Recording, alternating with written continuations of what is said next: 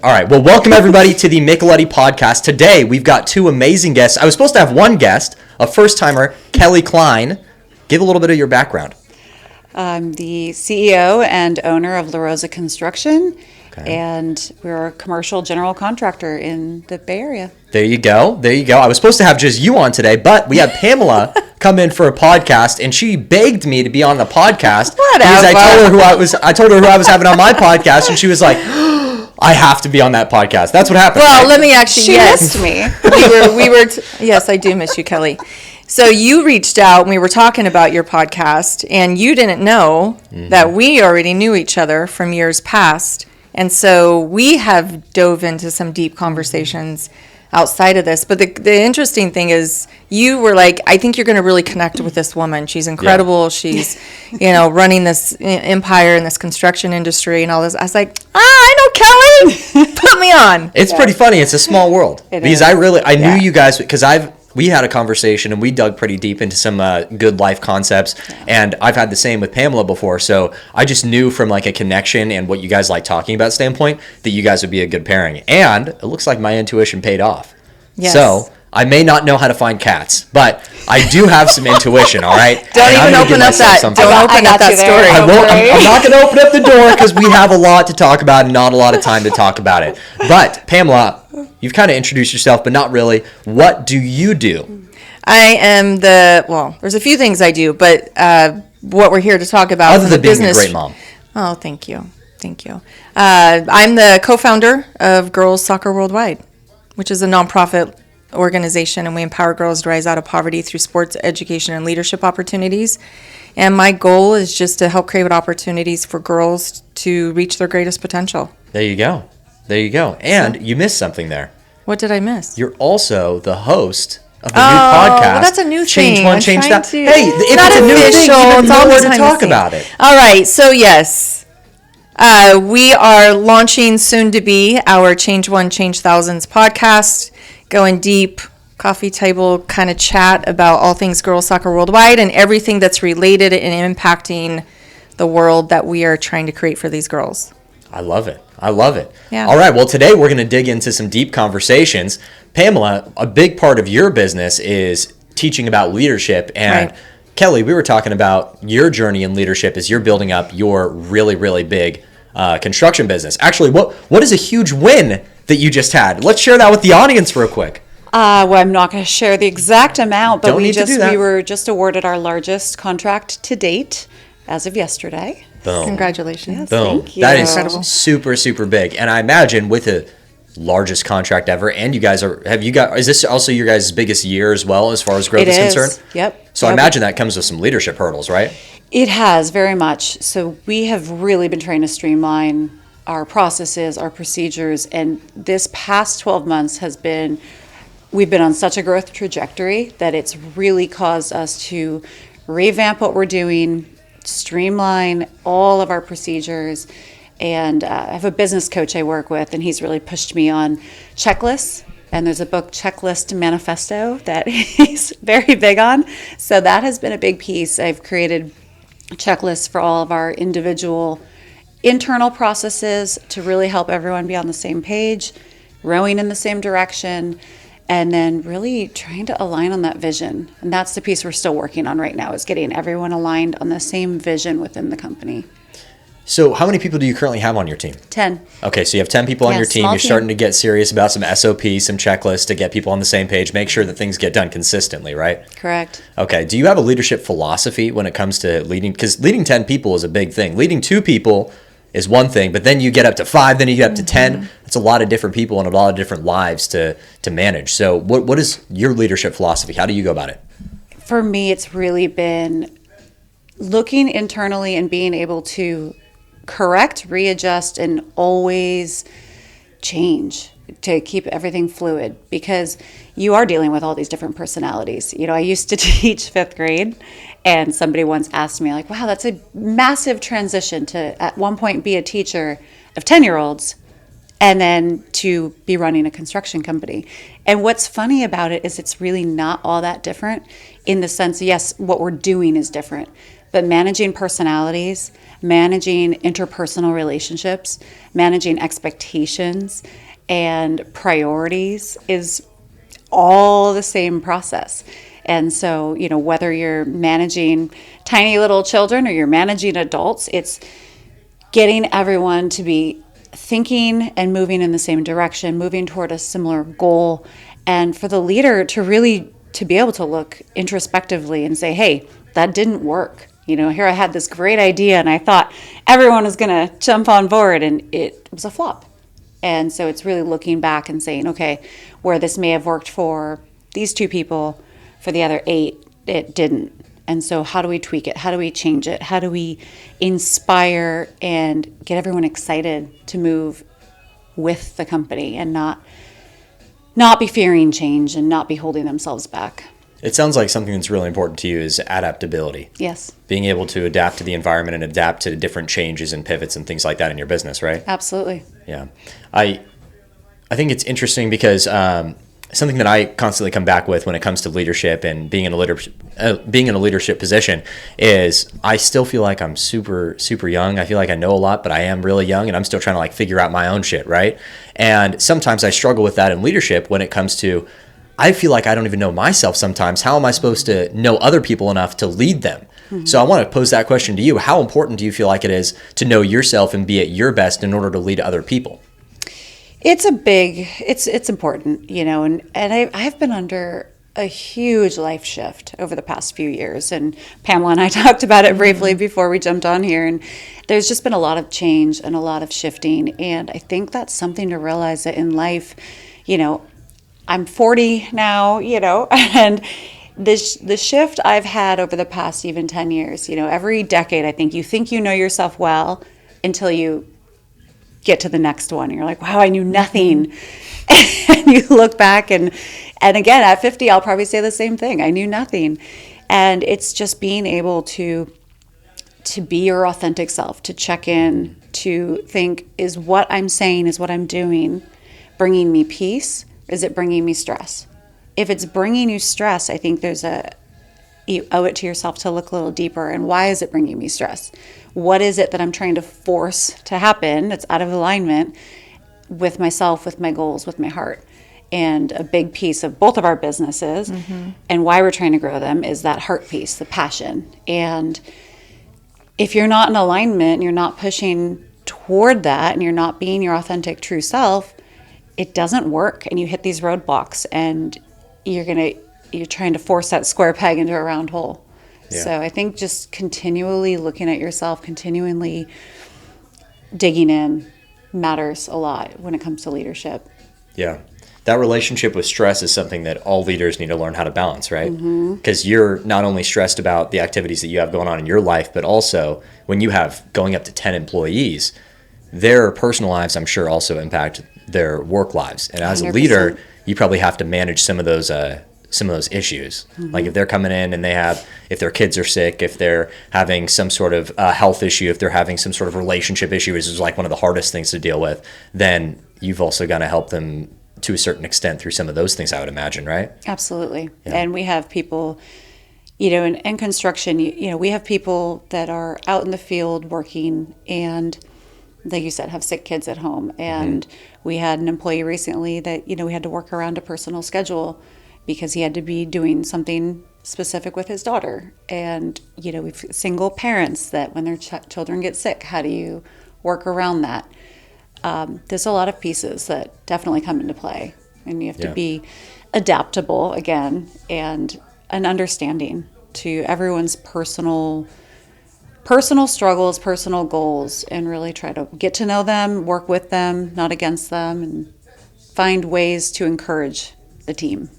Well, it reminds me of empathy, because that's the trait that I'm kind of hearing with that. You have to remain empathetic at people's situations, and I want to pass it over to Pamela really quick and hear your thoughts on empathy and leadership, because I know that you're essentially training these future. I think that you're training future CEOs. To be honest with you, you're helping train girls on how to be better leaders and how to step into the confidence in their lives to be able to go after bigger things. So, what are your thoughts on empathy and leadership, and what are some things that you're training your ambassadors and the girls that you're helping to do in leadership? Well, I don't think you can be a leader without empathy. Like it just, if that's something you choose not to check the box off, I think you need to choose a different space to operate in life because, well, and I think in human relationships, it's the interpersonal skills, I guess you could say. But I mean, if you look at life as a whole, it's about the relationships you build. You can think you know everything. You can think you've built an empire based on skill or talents or abilities, but that is only going to get you so far. Right? And if you do not have the ability to connect with the person sitting across from you and sometimes put your own views aside and to come from a place of listening and compassion to maybe realize that, there is somebody breathing on the other side of that situation that we need to understand a little bit more, right? And so, I mean, it's key. That's the reason why you've been able to build and have, you say 10 employees, is because obviously people trust, working for you. But I mean, empathy it's not an option, right? It's interesting because that's something I've struggled with a lot because a lot of people that I look up to have different styles of leadership. And I look up one person that I look up to a lot from just a leadership and marketing standpoint is Gary Vee. Are you guys familiar with Gary Vee? Mm-hmm. Or I am. have you seen? I'm not. Okay, if you go on social media, you'll find him. He's like a social media guru. So he's really interesting because he's a big believer in empathy, right? But two other people that I look up to are Elon Musk. I have his biography right there, and Steve Jobs as well. And both of those characters are not known for their empathetic nature. Actually, it's quite the reverse.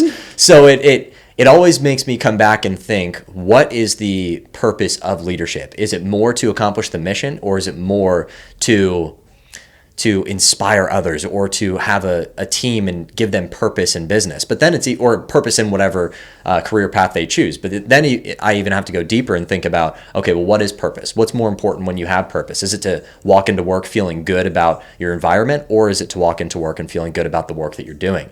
And what's more important than the other, or is it possible Why can't you have both? Yeah. I mean, you can have both, right? And I think going back to, the individuals that you just pointed out, I mean, I said what I said about empathy because that's just my style and that's who I operate as, right? But, I mean, obviously something's working well for Elon Musk. He creates a lot of controversy, obviously, but he's doing big things. And he definitely has a specific type of leadership skills, right? But you look at Gary Vee, and right when you said Gary Vee and you said empathy, it's interesting because he's a sharpshooter. Like, he's very direct and he's very to the point, and he says exactly what is on his mind, but it's always from, some people can read him as, and again, this is my own opinion, my own experience, listening from the outside, somebody who's very harsh and brass, but if you take the time to really listen to where he takes the conversation, it is from a place of compassion and a place of empathy, right? Yeah. And I think the thing that gets misread is if you're empathetic, then you're soft. And that's not the truth. Empathetic is just like, I understand where you're coming from. I understand what we can do together to help you find the better solution for what needs to be solved. Or it's just basically having taking the time to listen and kind of see what you need to do together to move the mark. Yeah, I have to jump in. I mean, I agree. There has to be, I think the way we typically look at the word empathy is, like you said, it's soft. Mm-hmm. And I think has to be a mix in where we can be very empathetic to someone's situation and what someone's going through. We can't disregard what needs to happen in the business. Yes. We had a situation recently where someone was out moving, which that's life. Sometimes you have to move. Unfortunately, she had to move during the week and was out for 3 days. Well, that's wonderful. I'm very empathetic to that and take all the time you need. But is the business still running? Mm-hmm. Are the tasks still getting complete? And so I think that's where there has to be that mix, right, of being empathetic to people and their needs and their struggles, but then also continuing to drive the ship forward, right? Continuing to hold everyone accountable for the tasks that need to be complete regardless. Yeah. Because if you do come with it with the stereotypical empathy mm-hmm. approach, then will anything get done? Or, so there has to be, I think you said that mix. Yeah, and what's going through my mind as you're saying this, and it also kind of was, I was thinking about it when you were talking at first, is that you can't just show somebody empathy on a whim, right? It's all the way that you're able to build the structure and have an empathy-led, I think, process in your leadership is the foundation that you build out the gate, right? Because it's done through trust. And I've learned this. We've been in our ambassador program. We're going into our fourth year. Sorry, I had to count how many. We've been in our fourth year, and I've learned along the way that the more structure and foundation I build out the gate, the more accountability that I put at the beginning of the program, so they know exactly what to expect from me throughout the process. Then I can step in with this accountability and structure, but from a place of like, hey, in fact, I had this conversation with one of our ambassadors last night, is communication was very MIA throughout the whole summer. And I finally got to a point where I sent her a message and I said, hey, we need to sit down and talk. We need to make sure we're on the same place, because there is, communication is an expectation, right? And that's a whole nother conversation I would love to dive into, because conflict comes from the lack of communication. And so put a pin in that one. Don't worry, Lock it in. Cheek, cheek. It's locked in. And, but because I've built a relationship with her, she knows me. I was able to say in this conversation that first and foremost, when you went MIA, it's coming from a place of care. I just want to make sure you're okay. Yeah. I want to make sure you're okay. And then we kind of laid out some things that were going through my mind. However, in order for us to be successful going forward, we need to make sure that we're doing exactly what needs to be done in order to get the work done, right? And, she took accountability for the communication and was like, hey, I know needed to do better, but it was just this, and she ended up saying, thank you. Thank you for actually just caring that I was okay. Mm-hmm. And then she was like, and I will always do better. Like, I know my part in it. And I think that's one small example, because obviously in running a business or an empire like you've created, there are much bigger issues that come at play. So I'm just using this as a small example, but it's all in the foundation that you're building. Yeah. And when people trust you, whether you're direct or strong or bold or like running a tight ship, when that trust is built, you're going to move the mountain together, and you know that they can come to you from a very vulnerable state and say, hey, I need help, Well, and I think what you're saying, it's not a small thing. Setting those expectations up front is huge. And that's something our company, we've historically failed at. And that's something we're really trying to shift right now. And that's why we're putting in the processes. It's why we're putting in the procedures, because we've had such a small team. And as you said, going from, 2 to 4 or 5 people up to 10 is a very different dynamic, because when you're smaller and everyone's in one place and everyone's communicating daily, you don't have the things that fall through the cracks, and you don't have those moments of, well, I thought that person had it. No, I thought you had it. Mm-hmm. And then it doesn't get done. And now we're in this place where there's enough cooks in the kitchen that they will fall through the cracks if we aren't really direct about the expectations, and we aren't really direct about who's doing what, when, why. And I've discovered the why is incredibly important for the team. And, so that's something we haven't been good at. And right now, I think we have these growing pains because we've caught it and we're trying to correct it. And with that comes a lot of change and a lot of adjustment. And I think 6 months from now, it'll feel great and it'll feel smooth. But right now we're in this very icky space of everyone really trying to figure out and get their hands on what is it exactly that I'm responsible for, and so that we can hold everyone accountable in a really great way. And not in a way of, you didn't get this done, but in a way of everyone knows what their role is. And we can all, I've used the example, but row in the right direction, in the same direction. You can't do that if everyone doesn't know what they're responsible for. Or why they're responsible for it, Yes. going back to the why. That's another big one. One thing that I've learned from Dan Martell that I think every leader should be aware of, and as I continue to grow my business, I will be very adamant on making sure it gets done, is the importance of job descriptions. Mm-hmm. And he goes over, and I think Layla Hormozi, who's actually his mentee, goes over this as well. A a job description is not just an arbitrary document that tells you what to do at the beginning of your job. It's a living document that somebody has that tells them what they should be executing on every single day and the outcomes that they should be delivering on within the business. So when I wrote up my job description for administrative assistant, and I helped one of my clients write up the job description for their administrative assistant, when that person goes and they look at their job position, their job role, the document that it's written on when they first came, can they go identify the tasks that they're responsible for? Can they go identify the outcomes that they're then responsible for? Do they know exactly what they should be doing? So that's something that hit with me as we continue to scale, that I'm going to be very conscious about, because if somebody doesn't know what they do, then, or what they're supposed to do, or what they're responsible for, then they're just wasting money and time, right? Well, and I think what you just said too, what tasks do they need to do? That part's huge, because you can put an outcome on a job description. You can put something they're responsible for. But what does that look like in real day-to-day? What is it that they're doing? Yeah.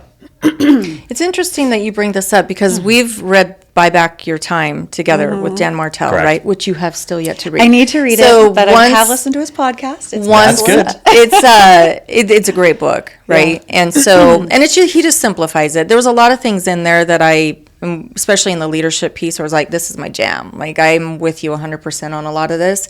But there's a section in the book where he talks about how to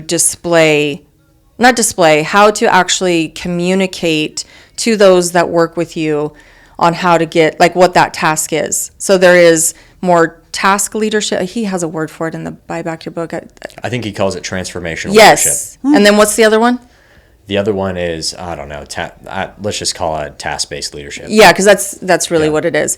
So depending on the person and depending on the role, sometimes we're limiting the potential of all these people that work for us or work with us, because when you're telling them specific tasks, you're limiting their own creative ability to find the solution for it, which is going to energize and kind of, again, going back to, maybe I don't know everything that needs to get done, right? To transformational leadership is you do give them more of the outcome to say, this is what I need done. Now you figure it out. Right? And that doesn't work for everybody, because some people are very literal. But I think that works for the masses, to be able to have the creative freedom to put their own strengths into that specific task. And who knows, maybe they're going to do it bigger and better than we ever imagined, right? Yeah. To go beyond. The thing I think is important is to combine the two practices. Yes. Because on the one hand, you give the outcomes, right? Of this is what I need you to accomplish, this is what I need to get done. But then coming back to the tasks that need to get done, right? Once they achieve that outcome, are they then documenting the processes and the tasks that they did in order to get to that outcome? That way, once they get there, they can then delegate that for the person that comes up behind them, and then you make sure that everything gets done. But then that person is then able to build upon it. So if I say, for example, I make somebody says, I want to get 1 million views a month on social media. I document the processes to get there. Then once I level up and now I'm focusing on leads, I can delegate that outcome to the next person, but I can say, I need you to get 2 million views a month. But now they have a base to work from, both from an outcome standpoint and a task on how to get to a base level of outcomes. So that's where I think that combining the two practices could be really, really important. Have you read Traction by Gino Wickman? You know, you're the second or third person that's told me that book name. Okay, yeah, so it's the whole EOS system. It's the entrepreneur operating system. And it's really interesting. That's one of the pieces, is documenting procedures. And they have, these 6 areas of this circle, essentially. And one of the huge pieces is really documenting everything, because you want to grow leaders and have people able to step in and lead teams and people without having to come to the leader and ask questions about every single thing, because it's clear and then they know. Yeah. And again, comes back to the foundations, right? Yeah. When you set a foundation or a platform for them to stand on, they're taller and they can reach for the next rung, right? But if you start everyone back from the beginning because you're not documenting those processes, then you're almost setting yourself back. You're recreating the wheel every time. And then it becomes really so going from when you have a huge contract come in, or 2 huge contracts come in at one time, and all of a sudden you're like, oh crap, wait, I've got to scale my team by 5 people? Yeah. Then it's like, oh, shit, I don't know. Then the work becomes more difficult, right? Yep. Oh, and we're up against that right now. And in the construction world, there's so many little nuances I won't go into, lien waivers and what exactly they are, but historically, it's something that we should have been requiring with every invoice we've received. And right now, there's particular jobs where we're going back and we're having to, hunt down our subcontractors to get this document for them to submit to close out our jobs, where, again, if you're proactive and you have the processes set in place and you're doing this up front and ahead of time and setting those expectations, it's so much easier because you finish the job and it's like, well, great, we have everything we need. Submit, close it, be done. Yeah. Versus backtracking and trying to clean up a mess. Those are those growing pains that Yes. most people have to go through, though. Oh, absolutely. But let's pivot the conversation. I want to dig into philosophy a little bit. Okay. Because something that I feel is very important to me is understanding what your own personal philosophy is when it comes to leadership. Because even coming back to the conversation of empathetic leadership versus I'm going to call it mission-based leadership. You can have both at the same time, but depending on who you are and what you believe your philosophy is, I believe that you probably lean into one versus the other. So, for example, I've been doing a lot of research into philosophies recently, and one of them is utilitarianism. And essentially, utilitarianism is they believe that the meaning of life is to make as many people happy as possible. Then you have something that's more, and going on the complete reverse side of things is nihilism. And nihilism believes that there's no intrinsic meaning to life, and the pursuit of meaning of life is pointless. It just is what it is. So when it comes to leadership and who you are as a leader, depending on what you believe is the purpose of your own life, you probably lead based on that philosophy. Because if you believe that the purpose of life is to make everybody happy, then you're probably going to lean more into empathy to make sure that people feel heard, to make sure that people feel those things. But if you're someone that leans more into stoicism or nihilism or something like that, where you assign less meaning to different things and you're more goal-based, then it's probably leans a little bit of a different way. So the question that I like to ask you guys is, what do you feel like is your guys' personal mission or personal philosophy when it comes to your own lives, and how do you see that balance and seeing that bleed over into your leadership styles? My brain's like, where do I actually go? Because that's kind of a loaded question. Oh. What was that first one you said? Utilitarianism. Okay, what was the second one? Nihilism. The first thing again, this is just my thing, but I don't see how I would actually be walking on the face of this earth if that's what I believed, because then why? Right. Why go through all the crap that we go through? Why go through? We were talking about this before the podcast when we were pretending to record our own podcast because we were getting in such a good conversation. Is like, such a good one. It's, we were created to endure. The human spirit is extremely resilient.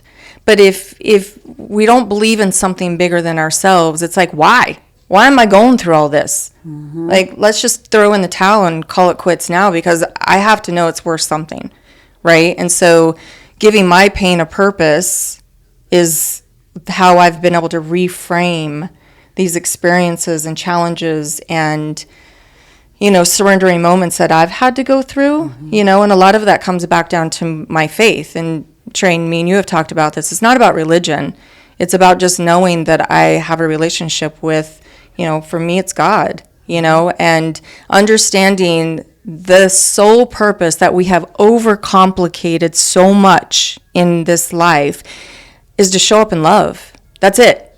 That is what we have been called to do. And what that looks like, though, can be different. It's not romance and feelings, right? That's not what love necessarily is. Yeah, in a time and place it is.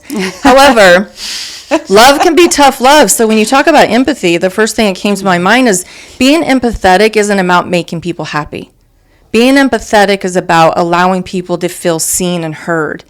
That's it, right? And coming to the table to, like I said earlier, put my perceived notions and thoughts on the table to better understand what the person across from me who's coming to the table with a completely different experience, right? And that's not always a good conversation, but I see you and I hear you, and I'm going to show up in love, and I'm going to try to figure this out with you. And I may say things that feel hard, and I may say things that feel very personal, but that's truth. Right? The truth isn't always easy to hear. Yeah. And I'm going to show up in love, but I'm going to do it with this authentic, genuine, real place inside me. Mm-hmm. So that is a longer answer than what you actually like, but that's kind of how I wrapped it up. I think that's actually a pretty good answer to what I was saying. Yeah. Well, and we were kind of on this track before we started recording, but we were discussing life. We've had a lot of these conversations. Yes, we before. have through the years in our walks and coffee. You know, we've talked a lot about life and purpose, right? And when it comes to mission, and you mentioned the bleed over, and you and I talked about this previously as well. We all come from our circumstances. We all come from our upbringing, our struggles, our successes, whatever our past may look like. We're coming to the table with that history, and we're viewing life through that lens of our experiences. So everyone's lens is different. Everyone's viewing the world in a different way. And for me, when it comes to leadership and what I'm trying to do, you know, a lot of it comes from my upbringing and what I've gone through and where I want to take the company, you know, and you and I, we touched on this in the past. I want to take the company to a place where I can build it to start giving back to the community. So it is a mission-based goal. We always knew I would own a company. I didn't necessarily know it was going to be construction, but to be able to grow something, to have an opportunity to give back to the community, to have an opportunity to build something bigger than ourselves. So, you know, I guess going back to those beliefs about how we view the world, of course we're here for a purpose. And my view is the same as Pamela's. I mean, I'm very faith-based in my purpose and what I'm doing, and I can't wait to have the opportunity to give back and develop a real difference in people's lives. How do you intermingle your personal mission and what you're looking to do in life with your business's overall mission, and how do you utilize that to inspire your other people? Because I think that you touched on earlier how important that why is when it comes to leading a team, right? How have you managed that balance, and how have you injected your personal mission into your business? So that's a work in process for us. We have had a few team meetings, all staff team meetings, where I've really dove into what I'm passionate about, but I don't want it to just be about me either. And so I did pose the question and to just give the quick version, I'm very passionate about foster care. My goal is to grow the company to a certain level where a percentage of all proceeds can go to either a foster organization that I team up with or starting my own foster charity where that percentage of proceeds can go to that. However, in these team meetings, I posed the question to everyone. I said, you know, that's what I am passionate about. What's everyone else feeling? You know, if there's something that someone's passionate about and they want to share, I want to hear that. And I've always matched, I offer 2 volunteer days off every year for our team. That's incredible. Yeah, I mean, why not? You know, give them 16 hours at least a year to go volunteer, go do something. And then we match charitable donations. So up to $1,000 for every employee we'll match per year. And we want people to be giving back. We want people to be thinking of other people and just have that trickle down. And so that's something that's always been valuable. So in these conversations, we've asked, what does everyone feel passionate about? Tell us, you know, because if it's something we can incorporate, something that we can bring into the fold. And there was a few options where they mentioned third world countries and going and having maybe a charity that's specific to Roza Construction, where now we're going into these other countries and we're bringing plumbing or we're building a roof for a school or whatever it may be, but something that we can offer to give back. So it's a little bit up in the air still about where exactly this is going to go and what exactly it's going to look like. But congratulations. That's incredible. Yeah. I mean, that's everything you're saying because, you know, Trey, and I don't think that I've had an opportunity to share this with you, but we have taken what we started out as just creating an equal space for girls to feel like or believe they deserve to be on the soccer field, right? To using this connector, this opportunity for soccer to now building homes. Oh, that's cool. I didn't know that. That's where, yeah. So everything you're saying right now, my head is spinning of just, and I think it's beautiful. Yeah. Because it's needed. Yeah. And is that in Paraguay? Mm-hmm. Nice. Yeah, it's definitely needed because I think that the fact that you're opening up this space for your employees, again, to feel seen and heard, right? And to bring because they don't have to align with your exact mission. We're all created to pour our lives and our heart and our souls into different needs, right? And I think that you're only going to make them want to work harder for you guys because you're allowing them to embrace who they are as a whole person, right? So I think it's just incredible. Yeah. I wish more businesses would do that. What I think is really interesting, as you say that whole thing, is from a actionable standpoint, what I think it teaches is when you have a greater purpose behind why you do what you do within your business, I think it actually gets people to work harder.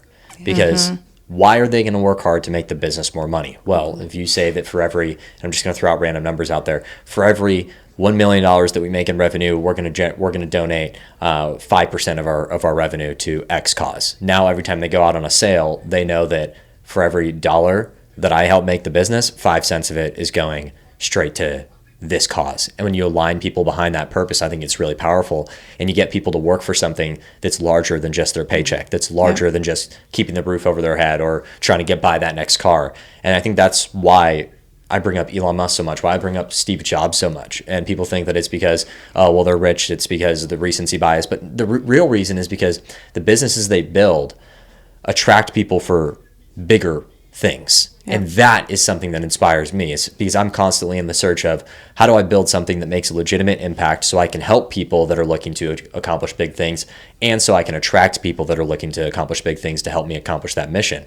And with SpaceX, a big reason why people choose to work for SpaceX rather than NASA is for that exact reason. Elon says that I want to make the human race multiplanetary. There's not a lot of companies that have that as the goal. They're looking to fulfill government contracts, and that's it. They're looking to do these basic things, right? But people will go work for SpaceX because they know that they have more freedom to be creative because it's a huge goal, and there's a lot of different avenues that you can take that. So I think that that's really powerful, and I connect with that a lot. Yeah. Oh, 100%. Yeah. But let's dig a little bit deeper from into entrepreneurship, because I think that we've talked about the overall purpose of the why and some of those things, but I want to dig into the entrepreneurial segment of this whole thing, and specifically as it pertains to adversity, because I think I just had a conversation with someone that we know, and one of our clients, Jake Davenport, and we were having a conversation about cynicism. And as we've gotten deeper and deeper into business, we also have conversations with a lot more people that are looking to start in business, because people are attracted to people that they see that are doing things right, and then they want to ask them questions. And the further that you go along in business, you realize how truly hard it is. There's probably days where you guys have struggled with finances. That's probably the number one thing. There's days where you've questioned, why do I do this instead of X, Y, and Z? Most people do, I would imagine. And you realize how hard it is to build something that other people might deem successful. Like, because I think you probably have a different definition of success than a lot of other people do. So maybe you feel successful or you don't feel successful and other people view it the other way. But point being, it's hard to accomplish something that's tangible. And what we were saying is it's hard to not want to push people away from that sometimes, because it's like, okay, if you're 20 years old, because I just had a conversation with one of my other friends who's my age, and he just got out of college, and he sent me a message, and he said, dude, I just want to start a business. I don't want to run the business. I want the business to run me, because I hate this job that I'm working in. And I typed out a message, and I literally said, if you value your financial security right now, if you value your relationship with your girlfriend, and you really want any shred of free time, then I 10 out of 10, 100 out of 10 do not recommend starting a business. But that sounds really cynical, right? So I'm trying to battle that cynicism. I have to laugh because when the day I met you, when I came to your event and I heard this beautiful story, and you painted this It's not the one he just told. No. It was a beautiful story, though. Picture of, you young entrepreneurs and living in the office and all of these things and how it's come to be. Mm-hmm. And I turned to Angelina and I said, oh man, their relationship, they're going to hit some rocky roads years ahead. Yep. But that again is my cynical side, because I have been in this business with my husband and business partner, and it is not easy. Mm-hmm. It really, really challenges you. And you guys are in the same position as well. Oh, there's already so many things that I could land the plane on and talk about, because I think it's worth it. Absolutely. Because, well, let me actually say this. It's not for everyone. Entrepreneurship isn't for everybody. It's not for the faint-hearted, that's for sure. However, If you need motivation to start a company, you probably shouldn't start a company. There's a quote that I heard one time, and I was thinking to myself, that's probably true. yeah. And, I would agree with that. you know, we talk about leadership too. It takes all kinds, right? This world takes all kinds. And I think that some of us I do believe that everyone has the ability to lead. In fact, one of the questions that we ask our ambassadors in their interview is, do you think leaders are born or they are made? And it just gives them this space to just kind of see where they land, right? There's no right or wrong answers to it. And I kind of fall into this gray space where we are born with these certain personalities, right? We are who they are. And I can say that. I have twins, and they say never to compare your twins. I have an older daughter, so, you know, that was one person that don't have anything to compare it to. But when you have two individuals growing up under the same environment, you would expect them to be the same if it's like nature, right? They are two individuals. I knew inside my womb. I knew the minute they came out. I knew from the way they acted. I knew from the way they would, something as simple as putting stickers on an egg. I thinking back Just to the way the lens in which they see the world. the way they It's different. operate, the way they think. Yeah. And I'm like, okay, you're born into this world with a specific personality. Now, can you refine it? Absolutely. What you have the choice to do is choose how you show up with your own character. I mean, those are two different things, right? But I think that when, you know, we're asking these girls this question, most of them actually say that leaders are made, right? And I kind of go, but like I was saying, go back and forth, is that some of us are, you know, geared to be calling the shots. We have a more dominating personality. We're not afraid to voice our opinion. We're not afraid to be like, I'll take it. Like, let me lead the ship. But that doesn't mean I'm a great leader, right? Leadership is more about the responsibility than the title itself. And so the one thing that we're really trying to teach everybody is that no matter where your personality is, whether you're the introvert or the extrovert, because extroversion does not lead to leadership. No. Right? But if you're the quiet one behind the scenes, we still need you to lead, but lead from your chair and embrace your strengths and, you know, don't deny who you are. And so my point in all this is that it takes all kinds. We need everybody. We need the quiet ones. We need the analyticals. We need the logical. We need the passionate. We need the ones that are not afraid to get up and stand on stage and just lead the entire group. So in that way, they're kind of born in a way, but then how you choose to actually show up in that space is where you're made. And I think that comes back to the character piece, right? Well, I agree with that. You know, and it's funny, my childhood, I think back, and there was such a pivotal moment in college. I was very introverted, extremely shy child. And I, you know, would hide behind my mom, and if she tried to introduce me to anyone. And I had this perfectionist mentality and extremely shy and quiet. And it took me, it was my freshman year in college. And I finally hit this wall and I thought, I am so tired of worrying about everybody else. And it was weird. It was like a smack in the face. And it was like, I don't care. And I hit this wall, and I remember coming home and I was talking to my parents, and they're like, you're different. I was like, I just don't care anymore. And I think it takes, especially young girls, because we are often taught to be seen, not heard, and to be quiet and do the right thing. And, boys are loud and crazy, but good thing you're a girl, you're not. And so it's so ingrained in us to worry about what everyone else thinks, or just to be the quiet good one. And to kind of get to that point, and the fact that you're teaching girls these leadership skills is huge, because I have these skills in me, but I wasn't able to reach them and to draw them out until I was, 19 years old. So what you're doing is beautiful. Oh, thank you. It's, going back to what I was saying about entrepreneurship isn't for everyone, is that, and I have to speak to the leadership piece, because a lot of girls, if they're not the vocal one in the room, probably don't think that they're a great leader, right? But it does take a certain personality to be an entrepreneur. You have to have an out-of-the-box thinking approach. You have to be more innovative. You have to, sometimes be the one that's not afraid to step into a room full of strangers and to pitch your idea, or to, brainstorm with people across the table. Do you believe that you have to have certain character traits in order to be an entrepreneur, or do you believe that anybody can? I think anybody can. It might be harder for others. That might contradict what I just said, how I was saying it's not for everyone. But I agree with you, though. I think entrepreneurship may be easier for some than not, based on your personality and your gifts and your strengths. But I think the mistake that people make in entrepreneurship is that you do it alone.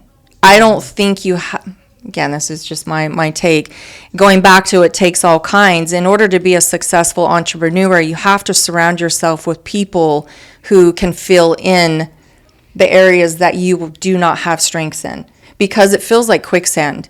I know exactly, I have learned through building the nonprofit what I am not great at, and I have had to come to the terms, which is a lot of humility, to say I'm not good at that.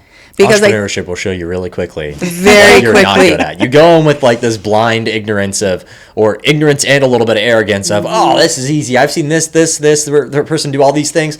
Oh, easy peasy lemon squeezy. And then you get into it and it's like, oh shit, wait, I actually suck. Well, because if you're going to wear this title of entrepreneurship, I think there's this misguided truth that you have to be good at everything, right? And you do not become successful by becoming well-rounded and by improving on your weaknesses. You don't. You're wasting time. You're going to be burning in quicksand, right? So focus on what you're great at. Find the people that are great at what you don't like to do and you're not gifted in, and you do it together, right? You're building the team. You're taking all the people from all the seats that they are great at leading in, and you build an empire together. That's how you do it. So you have to be really intentional about who you choose to bring alongside you in entrepreneurship. And I think that is also the deciding factor, is like, this is more than I thought I was going to bite onto, because it's a lot easier if you realize you're not meant to do this alone. You may have an amazing idea, like burning inside your chest, that was planted inside you, but you're not meant to do it alone. No. And there's a bit of arrogance sometimes I think we have to let go of, in humility, to say I'm not good at that. Yep. Well, and there's also the piece too, when you are good at multiple things, it's choosing which one you're better at, where your time is better spent. Yes. So, I've been in a situation where I love numbers. I have my AA in accounting. I am by no means an accountant, and I am by no means a CPA, but I ended up doing our books for years. And it took my business coach really pushing on me, and he's like, where is Kelly's time spent best? Are you bringing the most value to the company by being She's in the going to love the books? book. You're really going to love the book. Or are you It's bringing true. the most value to the company by being out in front of people, by doing business development, by doing sales? And I'm good at the people part. I'm good at the numbers. That's fine. But that is not where I'm going to bring the most value to the company. And so I've had to recently bring in a whole accounting group that's now taking over that piece. And it's so hard too, as an entrepreneur, to let go, right? And I'm over here babysitting and watching and overseeing, and it's nerve-wracking, because then you see a mistake and you're like, oh gosh, is there another? But it's letting go. It's doing the training, making sure they know what is expected, and then I have to move on and do the thing that I can bring the most value to the company with, versus just doing the thing that might be easy to spend time doing.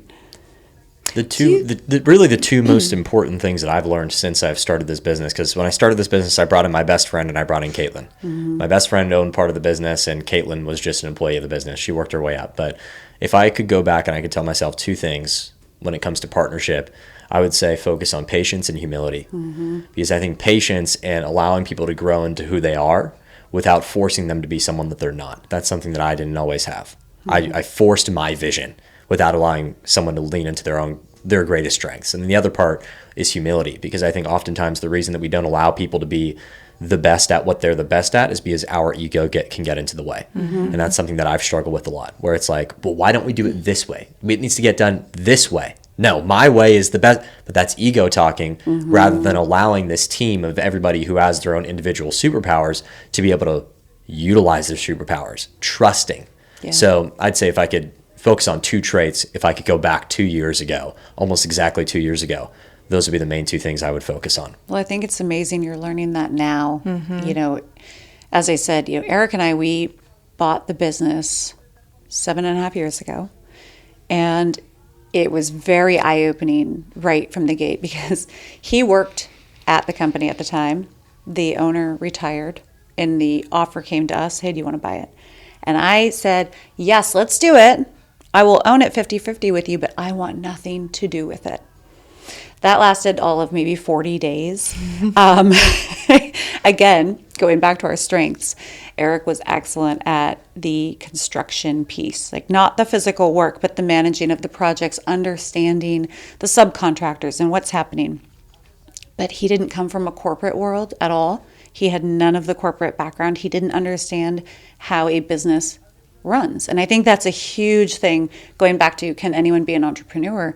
Yes, but I think it's understanding that full scope, that you think, oh, I'm just going to have this business. You don't think about insurance. You don't think about, you know, bonding in the construction world. The annoying shit that comes with running a business where you're like, wait, where'd all my money go? Who's this person taking my money right now? Yes. Oh, shit. Yeah, what happened? I thought we were just going to do this thing, and now all of a sudden there's these 20 other things that have crept in that you're like playing whack-a-mole and just trying to keep everything going.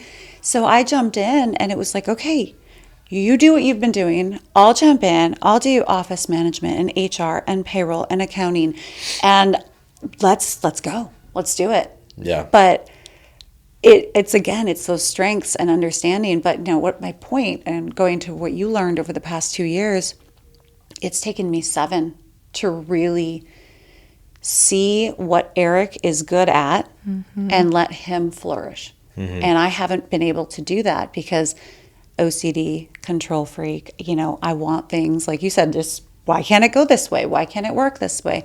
And it's been really hard for me to kind of step back and say, okay, you know what? We've got this backup stuff in order now. It's flowing. The way you're doing this, it works, you know, and it's moving and it's growing. And so to know that in 2 years, I think is a huge feat. So I appreciate it. I was thinking the same thing. Just because, Trey, I've known you for a while now, and it's just, I've seen this evolution just in the short time that you've dug in with both feet and have gone like blazing towards this vision and this passion that you have. And I've seen these little learning moments that you're having. And I think the fact that you're learning them right now at this age, because we are in a whole different era in our life than you are. You guys are still young.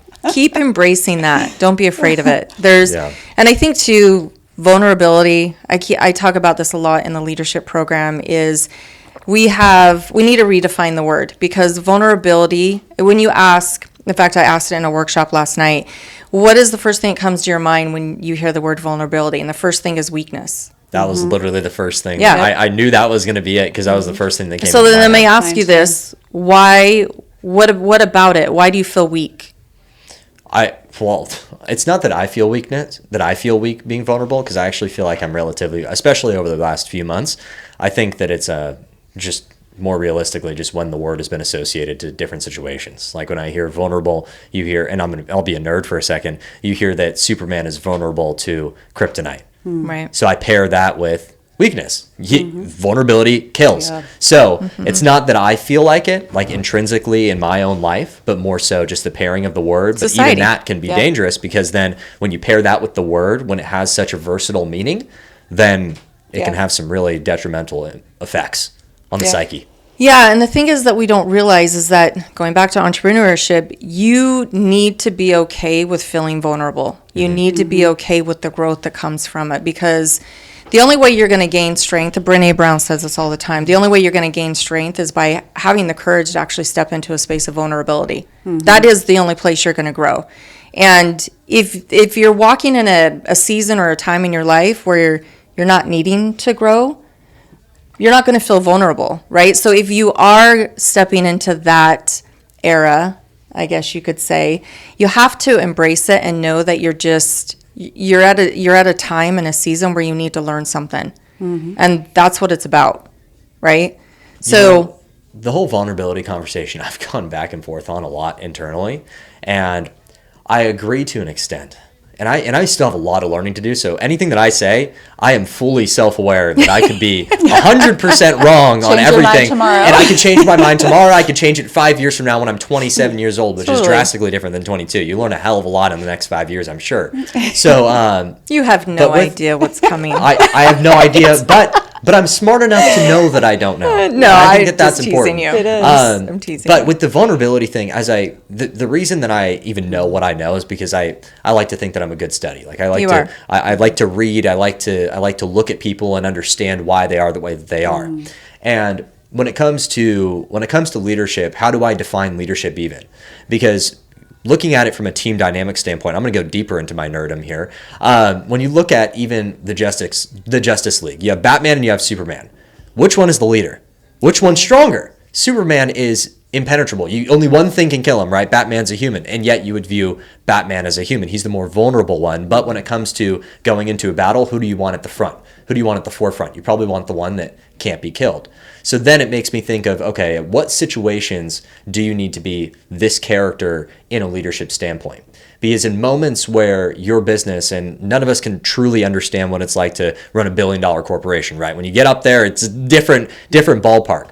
But when you're leading $1 billion corporation as a CEO and you're facing bankruptcy, if you don't have this next quarter perform really, really well, what leader do you want at the forefront? Do you want the leader that shows a massive amount of vulnerability, or do you want the one that almost seems like he's not human? And that's where because he will just forge ahead, and it's the demon mode type of thing, right? So I always come back to that conversation, and I think that leadership, the reason why a lot of people struggle with it is because they think that it has to be one or the other, where I think in reality, you need to embody that different things are needed at different times. And that's something that I'm just constantly battling back and forth with and figuring out how to choose which one at the current stage of life. I think that goes back to what we said earlier, the adaptability piece. I mean, you have to be adaptable because you're right, you're going to show up very differently in different situations.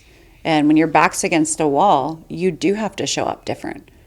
So I think you're 100% spot on. I mean, it's a pendulum that swings, and it's,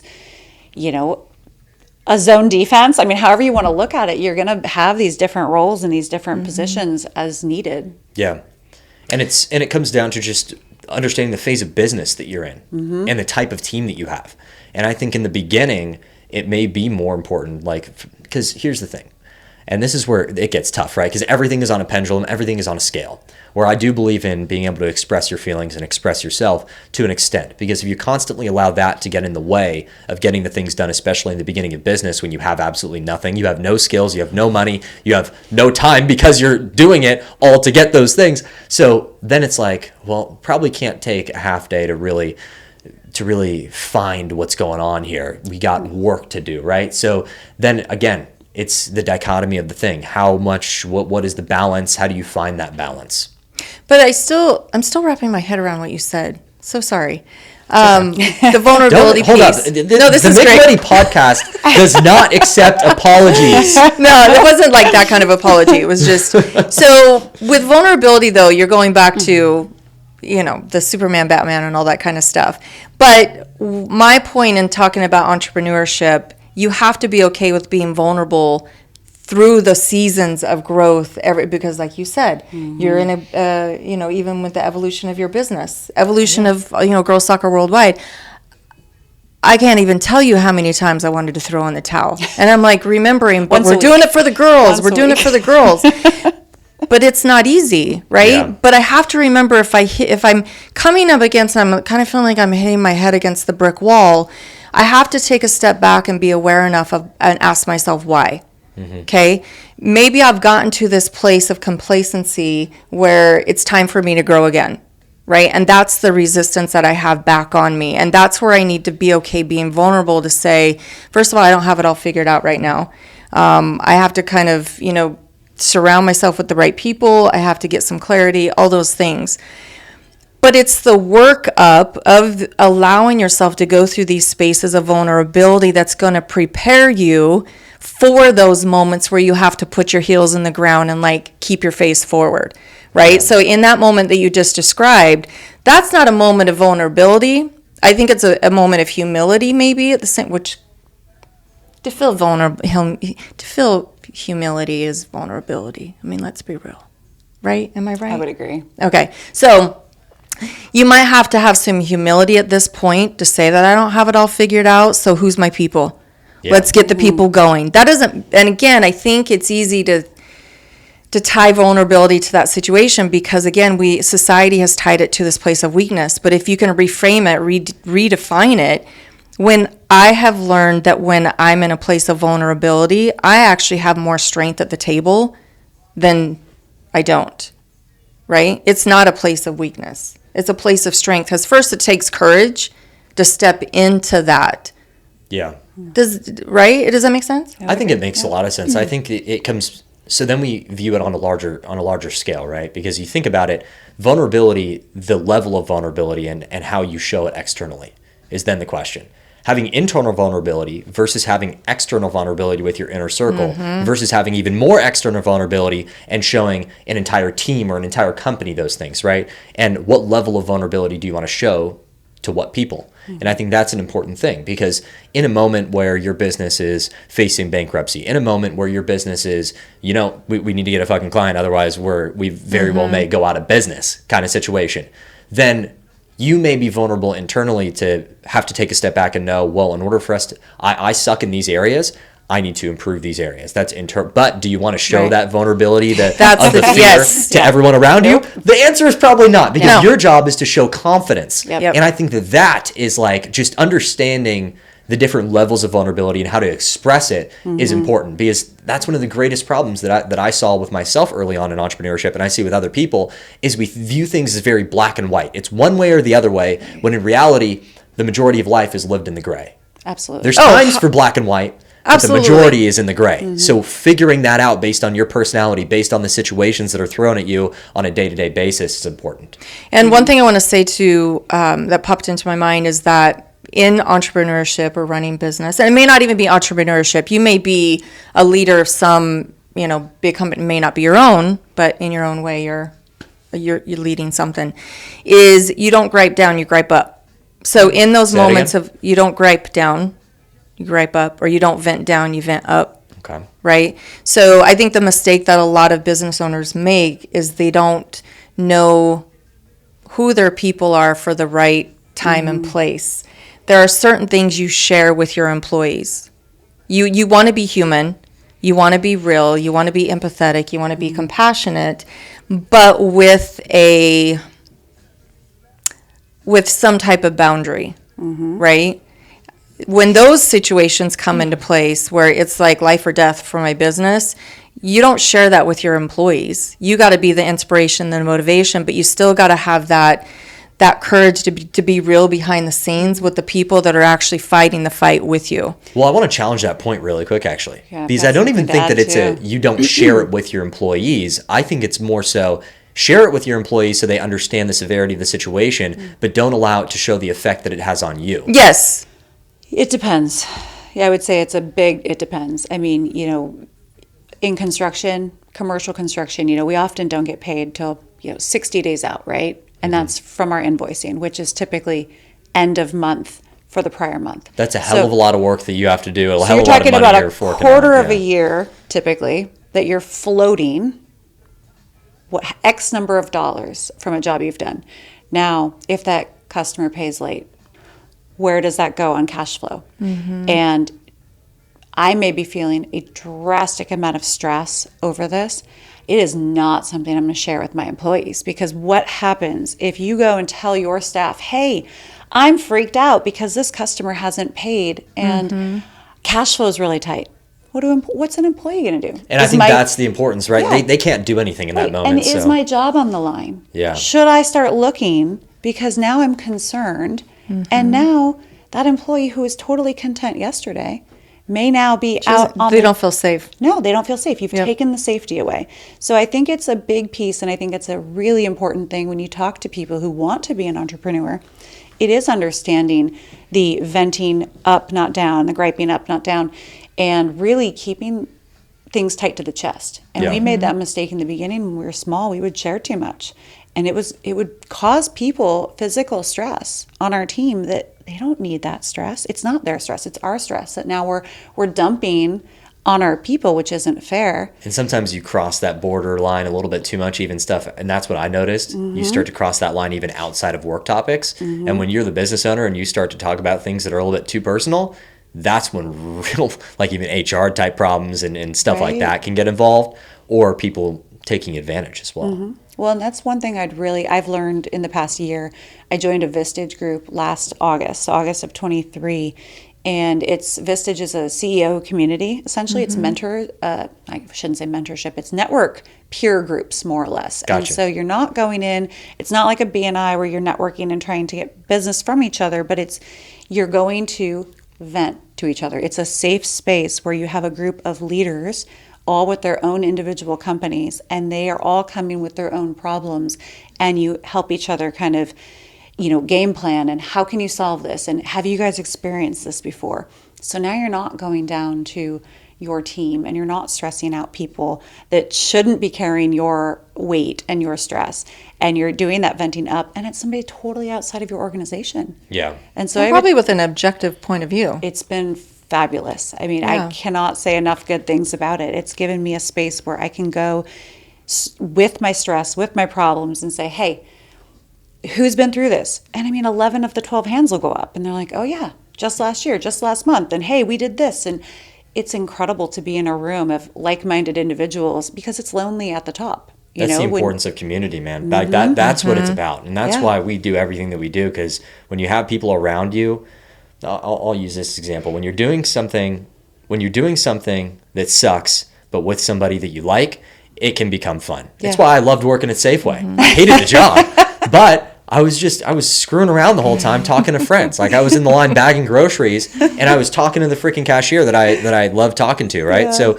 it made a shitty job really fun. Yep. But I want to because we talked about philosophy a little bit earlier, and something clicked with me when you were talking about the stressful situations of floating cash and things like that, and the different personal philosophies as we go through things. And one of the benefits of doing something, of following a practice or a philosophy like nihilism, which is the life doesn't have any intrinsic value, you just go through it however you'd like to go through it, essentially.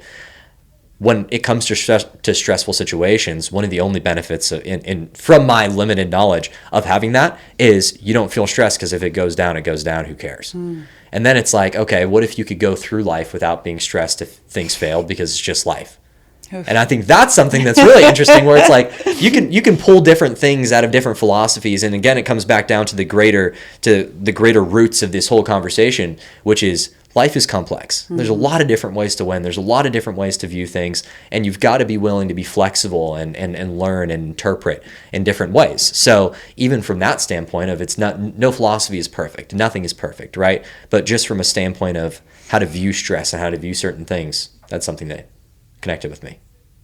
But you disagree with something, and I want to hear it. No, it's not that I disagree. Not disagree, but you have strong opinions. Oh, I like how Say you it. spoke. Let's hear it. No, so it takes me back to the original thing that I said, and going back to where I choose to live, like my purpose in life, right? And again, what'd you call it? Nihilism. Nihilism. Nihilism. I think that there is. I get what you.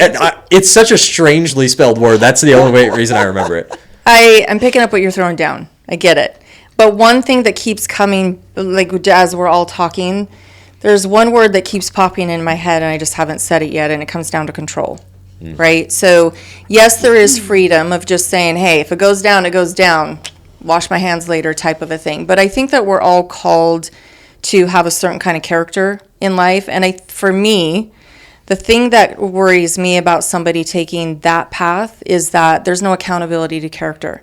If it goes down, it goes down. Well, sometimes it goes down because we let it. There's certain accountability that we have to have in our own steps, right? Which that's a whole nother podcast. Because we associated no emotion to it. That no is emotion. The thing we are that allowed it then emotional to go down. human beings. We are created to have emotions, good, bad, and ugly, right? But going back to, why I was smiling when you were saying that is that for me, if things go down, I don't need to control everything. One of the biggest gifts I have allowed myself to experience is that I don't need to control the outcome. The outcome is not mine. So in a way, that's why I connect with it. But the reason why I connect with it is from a different source. And, when you know that there's something bigger than you, there's a bigger force at play. If I get to wash my hands clean of it because someone else is in control of that, right? Now, again, I think there is accountability that we have to take in the steps. I don't think that we should wash our hands clean if something goes down, because isn't there something to learn from that? So if something goes down, what am I supposed to actually learn from that? What can I take from that so I learn for the next time around, right? There's purpose in everything. Every breath that I am taking right now in this room with you has a purpose. Every word coming out of my mouth has a purpose, whether it was good or bad, or even recycling in my head going, well, probably shouldn't have said that. Well, and there's also the piece of, as an entrepreneur, as a business owner, you have a responsibility to the people you employ. And I felt this so heavily when COVID happened. And that March of 2020, and they started shutting down businesses, and we had an office build out job that was supposed to happen, obviously got canceled. We had other jobs that we had in the pipeline ready to go. And when they said construction, done, you're not allowed to work unless it's an essential job. And thankfully we did work for a grocery store. And so some of that work was deemed essential, right? Because it's repair work that actually has to be done. All remodels, all other work got shut down. And I remember falling against the door frame in my kitchen, bawling my eyes out. And it wasn't for me. Again, I'll be okay. Sell it all goes under, figure it out. I will be okay. But it was the people I employed. It was the single mother who's worked for us for years that I thought, what's she going to do? What are these people going to do if we can't work and we can't continue to employ them during COVID? Where do they go? What do they do? And that panic, that fear of letting these people down and going back to leadership, right? That they trust us. Yeah. So, there's a lot that goes into that I can't believe that none of it has meaning. Well, that's, what the interesting thing is, because it's not that I agree with it, but I think because I disagree with it so much in my own personal life, that's actually the reason why I've done so much internal work on understanding it. Because it's like understand the opposite side to really challenge my own personal belief system. Because I'm always in search of like the meaning behind why we do X versus Y versus Z, right? But then coming down to the standpoint of nihilism, not believing that it has meaning, but then could that also benefit that situation where instead of saying, oh, well, if it fails, it fails, but that also allows you to come at it from a non-emotional standpoint of, I don't want it to fail though, so what are the basic things that I need to do to make sure that it doesn't fail? That's a good so then point. It removes the stress, which then keeps you from making rash decisions that are to spare your feelings or your emotions. You remove the emotion and you look at it from a purely logical standpoint. And when you are someone that is able to dig down into like the first principles of things, and someone that really tries to dig deep into the why behind certain things and why they work, almost like an engineer. That's kind of how I think about it. When you educate yourself on the fundamentals of business, then I think that could work out very well because you don't make decisions emotionally, you make them logically, and I think that's when that philosophy may align well to help be successful. That I do agree with. What if it wasn't looked at as? And I agree with you because I'm always fascinated why people do what they do and why they think what they think, right? And that goes back to the beauty of we're all created different to learn from each other. And what if that's kind of a way of life I could see, but maybe not a philosophy and like my hard, true self. Because I think the other thing in entrepreneurship that I have learned is that we can't control the outcomes. It goes back to what I was saying. All we can do is literally breathe in the moment that we're in. I mean, yeah, you can have a vision and you can have a plan and you need to take the steps that you need to figure out where you're going to do. But what's going to ultimately determine what happens next, even when we walk out of this room, is how we choose to show up right now in this very moment. And I think that kind of connects to what you're saying. But of course, my source of it is just different. But it's literally letting go of everything to the point where being so present. And I think that's what we miss out in entrepreneurship, is that we're so busy chasing this big, massive dream and goal and vision that we have burning inside us that we forget to actually pay attention to the small, tiny details that are going to literally lead us to that vision. And if we're constantly chasing tomorrow, because that's what we do in our culture, what happens when we land on tomorrow? We're constantly I don't chasing know. tomorrow. Is that really what our culture is? Do you believe that everyone's just chasing after tomorrow? Yes, I do. Not everyone. Not everyone, but I think that we do live in a culture where we're constantly chasing the next big best thing because that's what we've tied success to. And it's not what it is, at least for me. Well, I need to get back to the conversation we had prior to jumping on here today. I mean, the alignment piece. Yes. So when you had stepped out, we were discussing alignment. You mean when I was looking for the cat? Found. That Kelly found. Yes, anyway. you're welcome. Thank you very much. I would have died. We were discussing alignment and how entrepreneurs, we're all guilty of, the big shiny thing. Yes. And we will come up with our goal, we'll come up with our purpose, and we will go after it fiercely. And sometimes we get in our own way because we're so busy chasing after this huge dream that we're trying to force it. Yep. And what Pamela had said is, she's like, sometimes there's a different path. And, again, faith in whichever way you want to look at it for Pamela and I, it's God, but where God steps in and says, hey, this is going to go a different way. And we've both experienced this. And, for me going into I'll do a quick story, but going into the foster piece, I had wanted to foster children for years, and my husband was not on board, and he just, for his own personal reasons, didn't want to. And so I started exploring what other ways could I get involved. What could I create a foster charity and give back? Could I create a foster center where these foster children can either live there or come there for schooling services, grant money, scholarship help, job services? And I was really in this space of how can I create it? What can I do? And we were driving to church one Sunday morning, and a calendar notification popped up, research foster care. And I thought, oh gosh, I need to do this today after church. And we walk in, we sit down, and in church, they say good morning, and then they ask you, hey, say good morning to people around you. And it's typically just a good morning, how are you, and sit down. And this woman in front of me, she turned around and, hi, I'm Christine. I said, oh, hi. She's like, what's your name? Like, Kelly.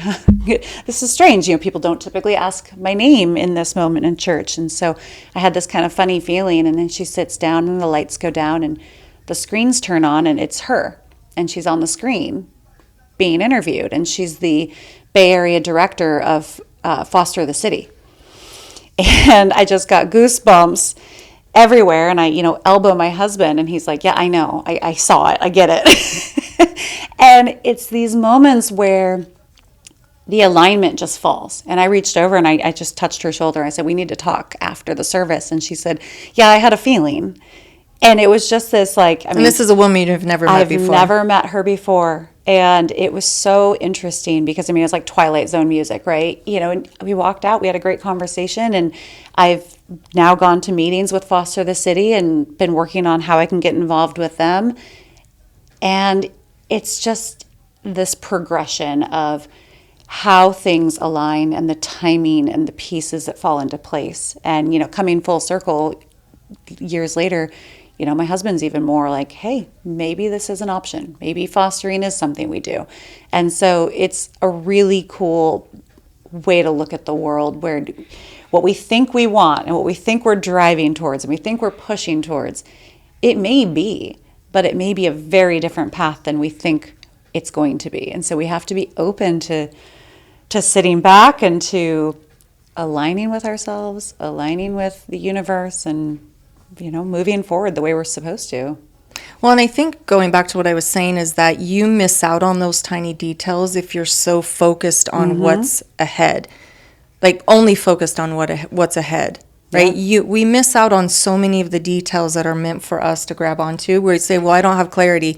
Well, slow down for a hot minute. Yeah. Slow down for a hot minute so Pay you can attention. actually just pay attention to what's going on around you. And I would say, if I was to give, you didn't ask this question, but I'm just going to throw it out there. If I was to give just one piece of advice for somebody that wants to be an entrepreneur, is be intentional in the time that you choose to spend as you're actually building it every single day. Like, slow down and know that you have 24 hours. Focus on the 24 hours, because it really goes back to what I just said, is that is going to be the determining factor of what unfolds for tomorrow. You visioning out 2 years ahead, yes, have a vision. But you creating this concrete plan, we keep talking about adaptability. Nothing's definitive. We need to be fluid. We need to be able to be adaptable, but slow down long enough to just listen and hear and get out of the way.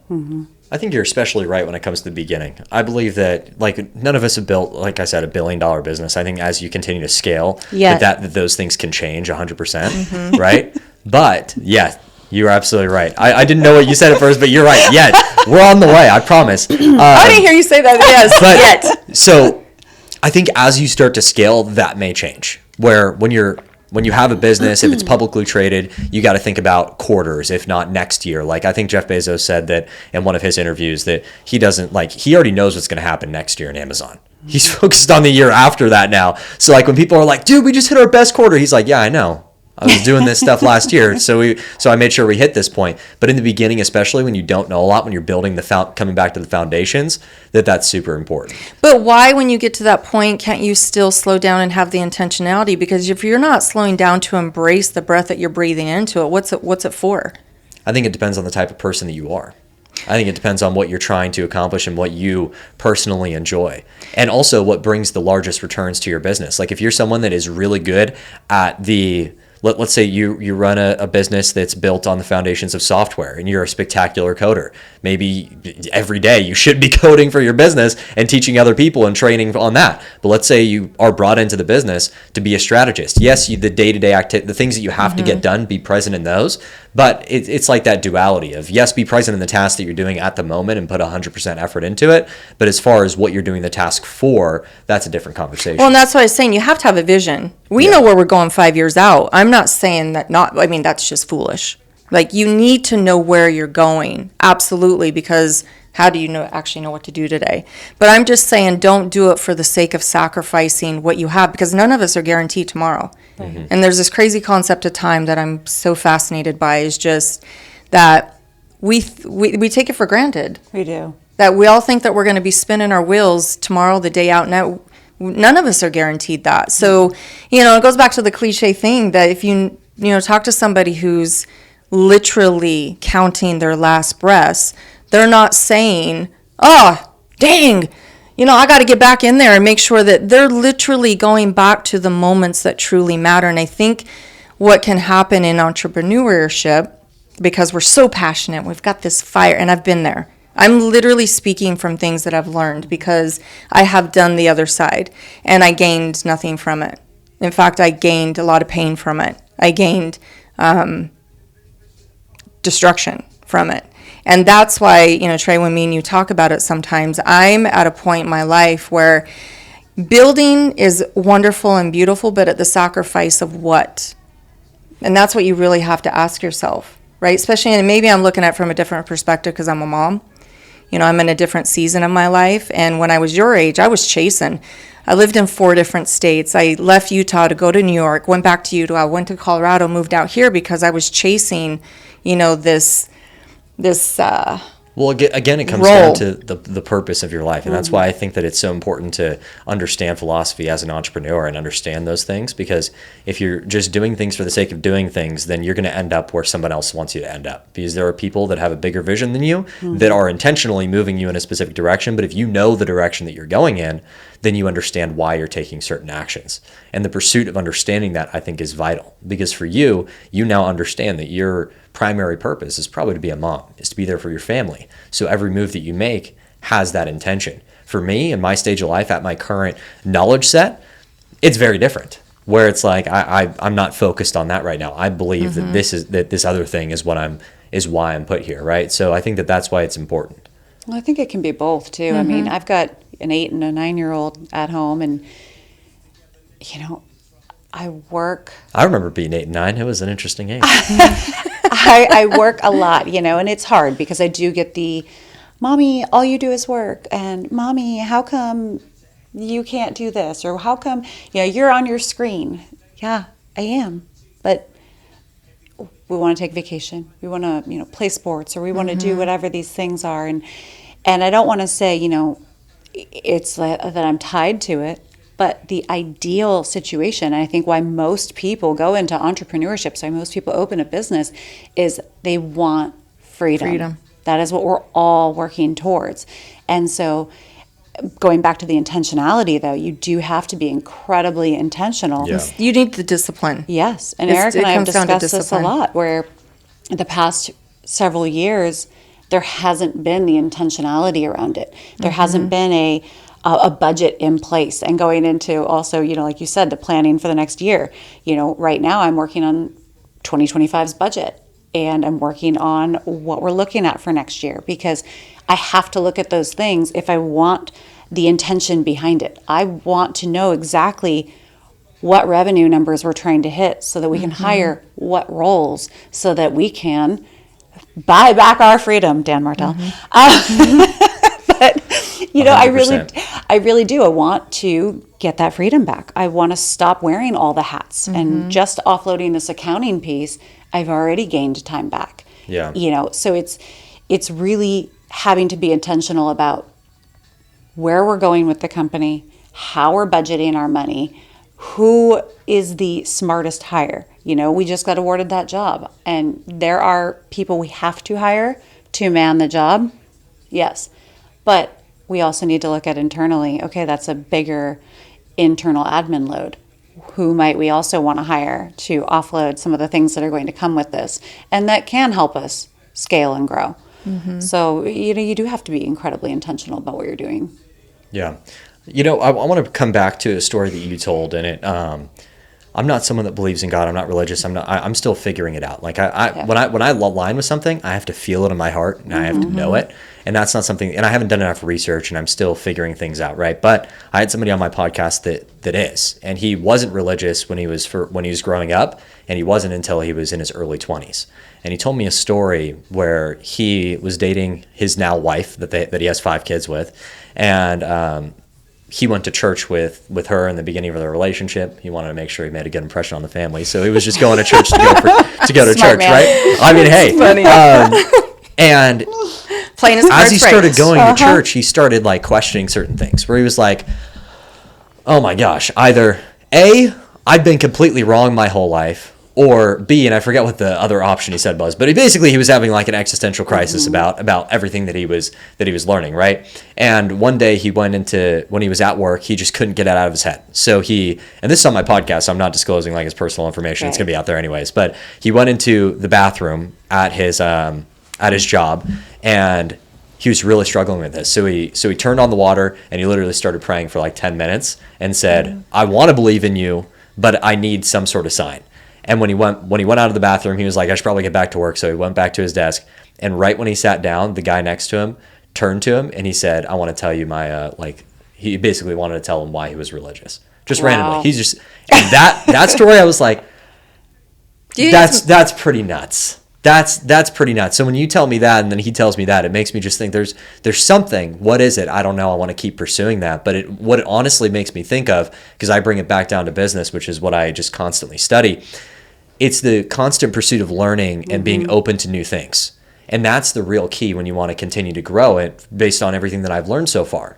If you ever shut yourself off and you say that this is the fact, regardless of what everything tells you, if everything tells you otherwise, or even being not smart enough to pursue the knowledge of other things. You always want to pursue things, even if you don't believe it, to see if it may be true, because that may help you get to the place that you want to be. And that's what it reminds me for him, because he's a guy that's he's a pretty stubborn dude. But at the same time, he's stubborn with the openness to be wrong. Which is interesting. That's the key. It's approaching it with curiosity. Yeah, and hearing your story, it's so funny. It's very similar to mine growing up. I did grow up, my dad is Catholic, my mom's Lutheran, but we didn't go to church. I mean, we were the Creasters. We went Christmas and Easter. That was it. And probably around your same age, I was reading The Science of Religion. I was reading different books because I was like, I don't know. I can't get on board. I can't figure out how I feel about this. And what's funny is in third grade, my best friend, I used to go to church with her family. Her dad, John Merritt, he was one of the founding pastors of Crosswinds. And so I used to go to church with her and her family, sleepover nights. And it was just because it was fun. We'd get up Sunday morning and, yeah, sure, I'll go with you guys. Fast forward into middle school, one of my good friends, we'd go to youth group at Crosswinds Church. She was like, yeah, I do this youth group. Come with me. Oh, sure, I'll go with. And I would just go to listen to the music and hang out with my best friend. And then fast forward a third time to I meet my husband, 11 years ago, and he's like, yeah, I go to this church, Crosswinds Church, and my uncle's one of the pastors there. And I'm like, 3 different times in 3 different eras of my life, the same church has popped up into my life. And I thought, okay, I'll bite. Let's go. Let's see what this is all about. And that was really when I finally started, at 30 years old, really exploring, what does this mean for me? What does this look like? Yeah. And it's been a beautiful journey. But yeah, I think approaching all things in life, religion, work, entrepreneurship, employees, approach with curiosity. Yeah. Wanting to learn, not ever believing you know everything, because as soon as you know everything, the world's going to prove you wrong. Yeah.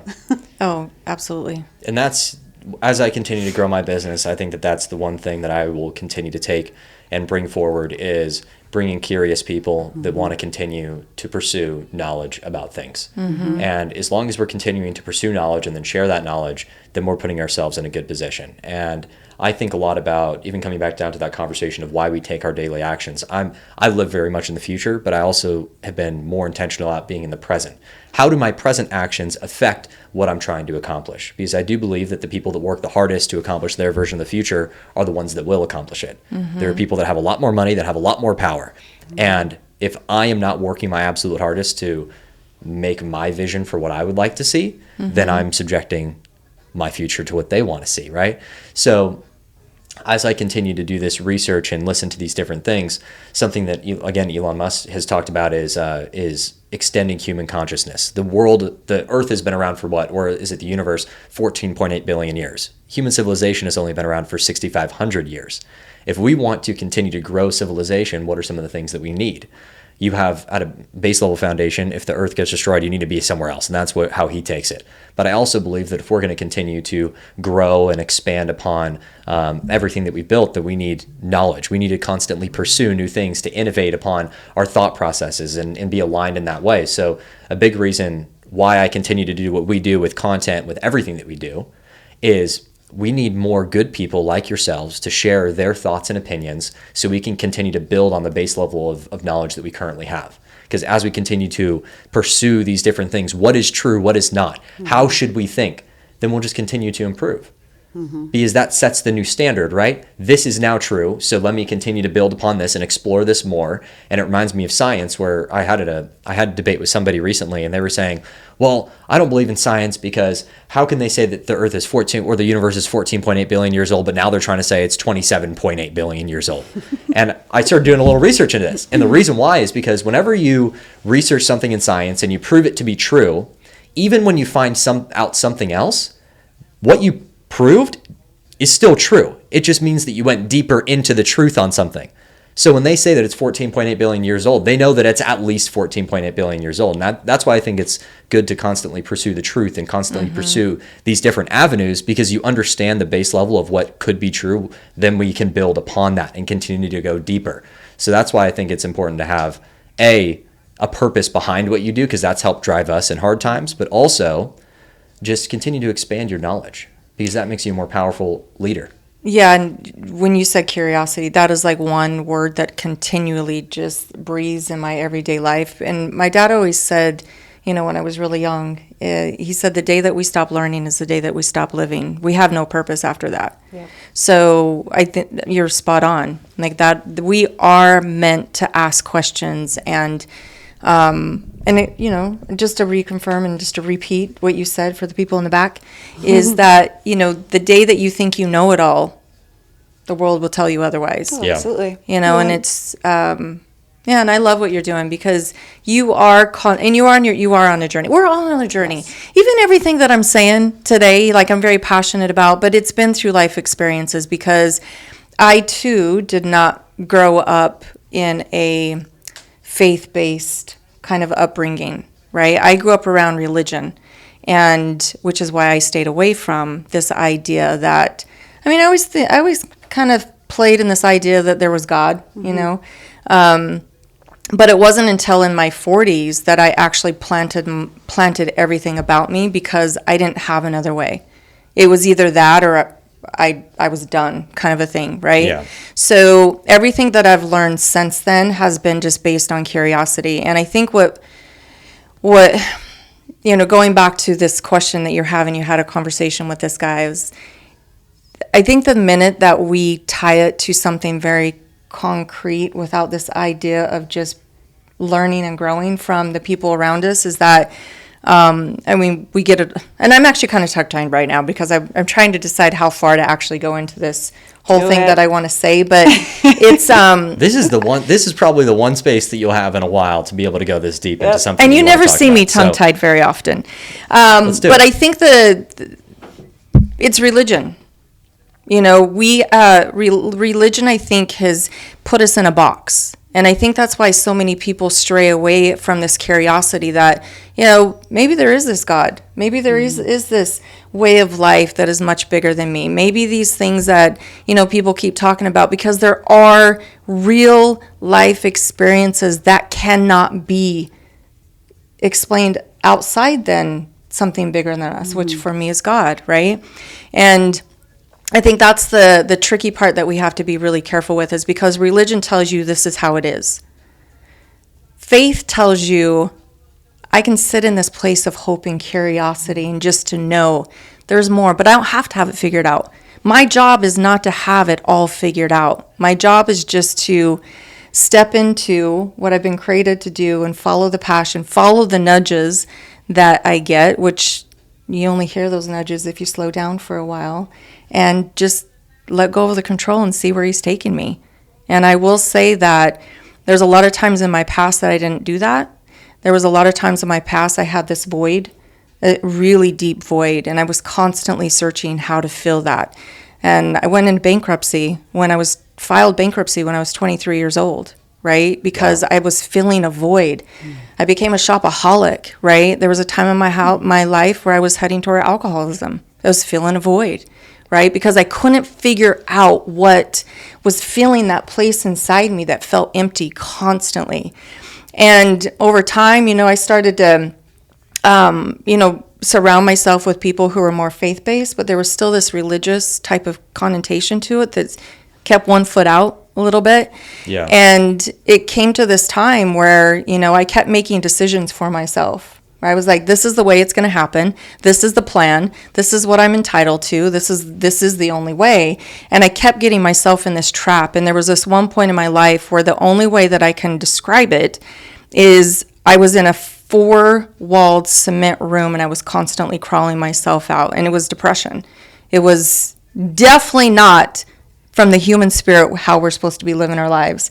And life took a very big turn as a result of the choices I was making. And it was, to me, in hindsight, I can go back through all these things where I would hear this guidance that I didn't know what it was at that point. And it was clear, detailed guidance at one point to say, you need to get out of that job. That's not where you belong. And that's literally what I heard. And I was like, what just happened?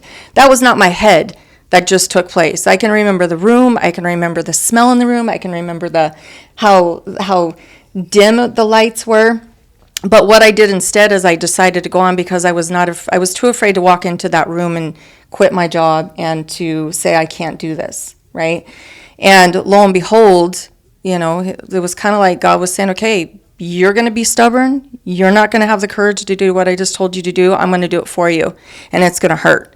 And so there came a point in my life where I literally fell to my knees because that's what I was saying earlier. I didn't have any other way to go. And lo and behold, the reason why I'm telling you this is because that void that I had left. And I was like, okay, I'll just wake up tomorrow and I'm sure it'll be there, right? Because it was this transformation that took place in my body. And I'm a logical person. I don't drink Kool-Aid. Like, I need the facts. Like, okay, you're going to tell me this. Okay, give me the proof. I just don't, I'm not that kind of a person. And so I just had this doubt, but I felt whole. I felt more amazing in this place of absolute brokenness than I have ever felt before. It was this oxymoron of like, how is this even possible? Mm-hmm. I woke up the next morning, the void was gone. I was like, all right, I'll wait till tomorrow. I'm sure it's coming back. Woke up the next day, void's gone. And I went back through journals a couple months later, just trying to make sense of all of this. And I kept finding this one word show up in my journals, and it was void, void, void, void. And I sat there and was thinking, I don't have that anymore.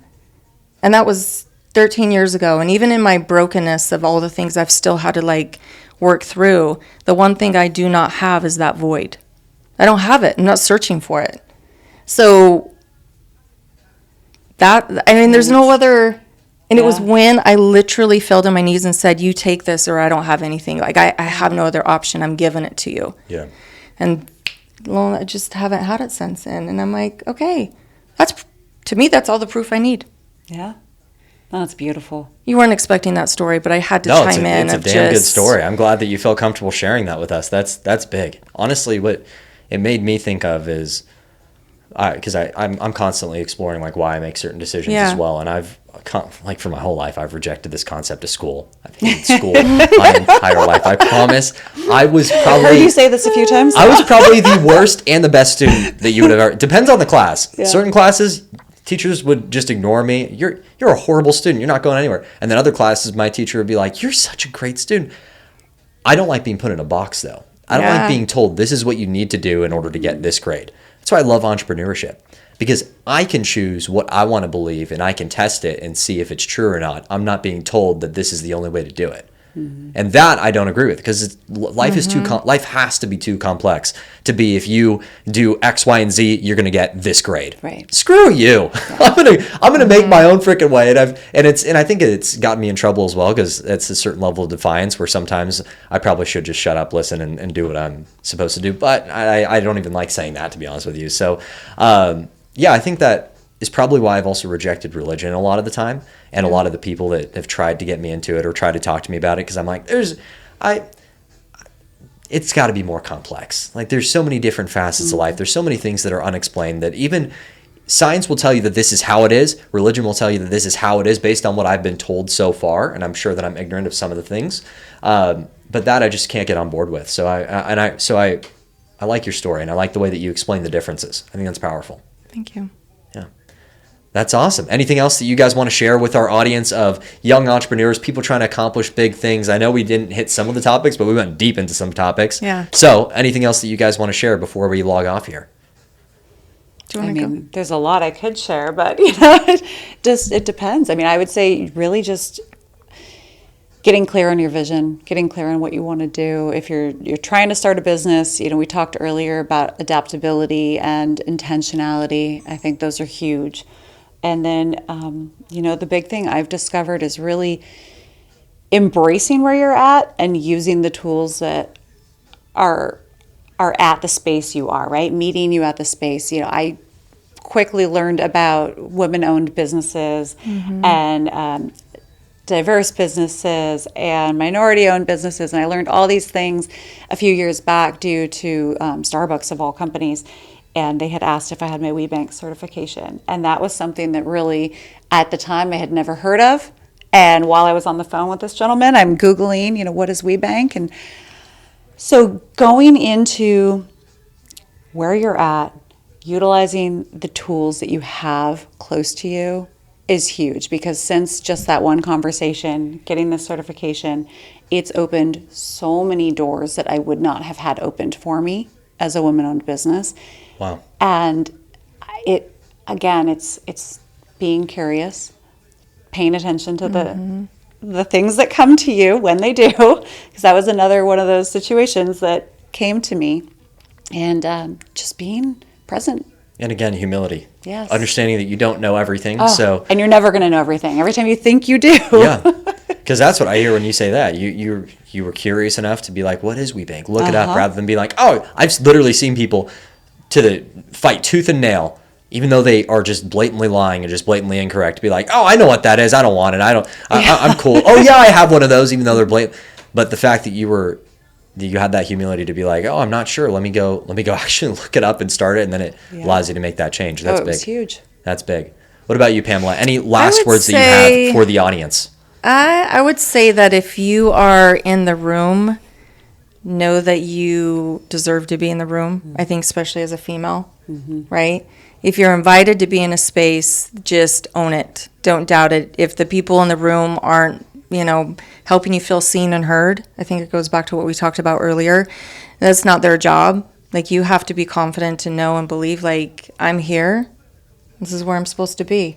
And don't be afraid to share your voice. And sometimes you got to invite yourself into the room. Absolutely. I think that's the bigger thing, too, is not to be afraid. Don't wait to be invited as an entrepreneur, because I think the power of networking and surrounding yourself with the right people is one of the most powerful things you can do. Again, just going back to that, you're not meant to know everything and not meant to do it alone. There you go. Yeah. I love it. All right. Well, thank you, everybody, for watching another episode of the Micheletti Podcast. These are two of our members of the content workshop community that we have built out right now. So if you guys are interested in having conversations like this or learning how to build your business through social media and through marketing, please do me a favor. Click on the link in the description, and I will see you guys on the content workshop. Have a great day, and I will see you guys next time.